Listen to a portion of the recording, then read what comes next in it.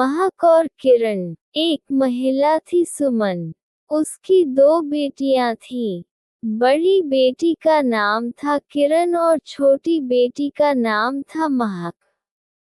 सुमन अपनी बड़ी बेटी किरण को बहुत प्यार करती थी। उसे हर चीज लाकर देती थी, लेकिन महक से वह घर का सारा काम करवाती थी। उसे दिन भर किसी न किसी बात पर डांटती रहती थी। महक एक बहुत प्यारी लड़की थी। वह अपनी माँ से कभी कोई शिकायत नहीं करती थी। चुपचाप सारा काम करती रहती थी। एक दिन माँ ने महक को कुएं पर पानी भरने के लिए भेजा। जब वह कुएं से पानी निकाल रही थी, तभी वहां एक बूढ़ी भिखारिन आई। उसके कपड़े पुराने और फटे हुए थे। वह बहुत प्यासी थी। भिखारिन ने महक से कहा, बेटी, बहुत प्यास लगी है, क्या थोड़ा पानी पिलाओगी? महक बहुत ही दयालु थी।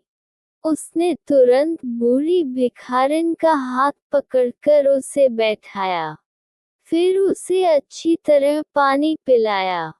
दोस्तों, अगर आपको हमारी कहानी पसंद आ रही हो तो कृपया करके हमारी वीडियो को लाइक करें, चैनल को सब्सक्राइब करें और कमेंट में ज़रूर बताओ कि आपको किस तरह की कहानियाँ सुनना पसंद है। धन्यवाद दोस्तों। उसने भिखारिन के साथ इतने आदर से बात की जैसे कि वह कोई रानी हो। वास्तव में ये भिखारिन एक परी थी, जो वेश बदल कर आई थी। परी महक के अच्छे स्वभाव से इतनी खुश हुई कि उसने महक को एक वरदान दिया। जब भी महक बोलती थी, उसके मुंह से फूल और हीरे मोती झड़ने लगते थे। महक की माँ को जब इसके बारे में पता चला तो उसे अच्छा नहीं लगा। वह चाहती थी कि ऐसा किरण के साथ हो जाए। उसने किरण को भी पानी भरने भेज दिया। इस बार परी एक रानी बनकर आए और उसने पानी मांगा।